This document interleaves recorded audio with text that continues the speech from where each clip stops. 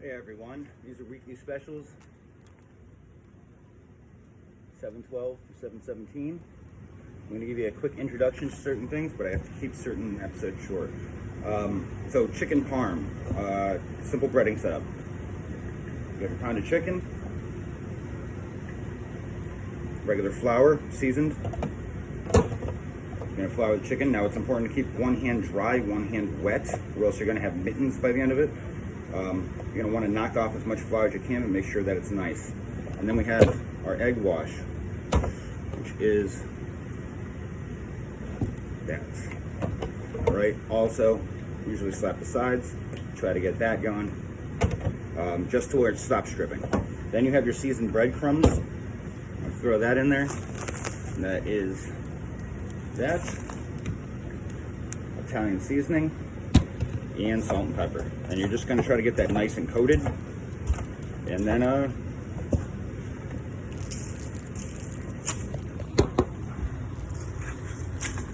you have your seasoned chicken with breadcrumbs. Step 2, chicken parm.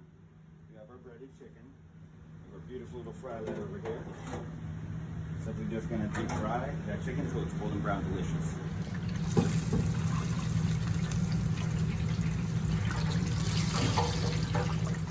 Okay, I've just pulled my chicken out, put it on a sizzle platter.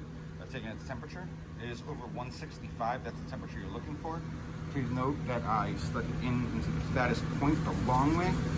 There is another method too, in which you can open up kind of look, but I prefer that you use a thermometer. That is the preferred method. So at this point, we're going to do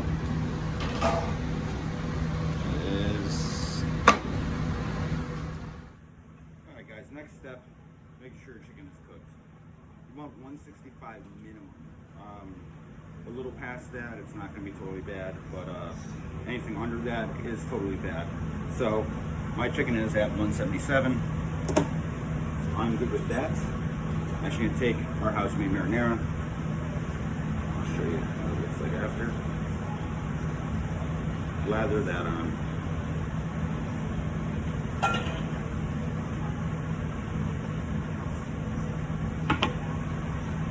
And then our fresh mozzarella.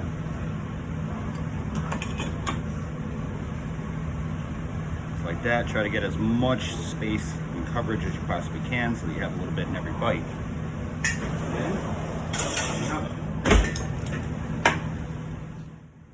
Alright, so while that is cooking and the cheese is melting, homemade Focaccia bread. Typically I like to do it on the flat top. Some people like to bake it in the oven. With a little butter. Butter is key. Butter makes it brown, and butter makes it wonderful. All right, we're back. Everything seems to be cooked. That took about 4 minutes at 350 on a high convection oven. And you can see nicely melted on the focaccia, beautifully toasted. Try to line it up really nicely, and you have an amazing little chicken parm sandwich with fresh mozz and homemade marinara. Now we're going to do the Asian meatball. The Asian meatball is actually quite easy. I'm going to take my meatball. Typically it would be 3. For training purposes, I'm just doing 1 to not be wasteful. I'm going to throw that in the oven. Right now it's on high fan at 350. I'm going to start with coleslaw. The coleslaw should be Napa cabbage, red cabbage, julienne peppers, little julienne jalapenos, red onion, scallions, and our dressing. This is an Asian vinaigrette. Now, I'm doing it to order, but I would suggest that you guys do it ahead of time. The only thing you cannot do ahead of time is slice Asian pears, which I have here. Also, we're going to toast the buns. A little bit of whirl. A little phase or unsalted butter substitute. Toast the buns up. On the stove top, I have my Asian sauce. That's heating up. And we're going to wait for that to cook and toast and heat up the temp. Alright, so now that my meatball is cooked to 155, I've thrown in a pan with some sesame seeds and I'm tossing it. Hot food with hot glaze so it doesn't cool down. I'm going to put it on top of my slaw roll. You want it toasted pretty much like that. I'll show you. The Asian slaw goes on the bottom.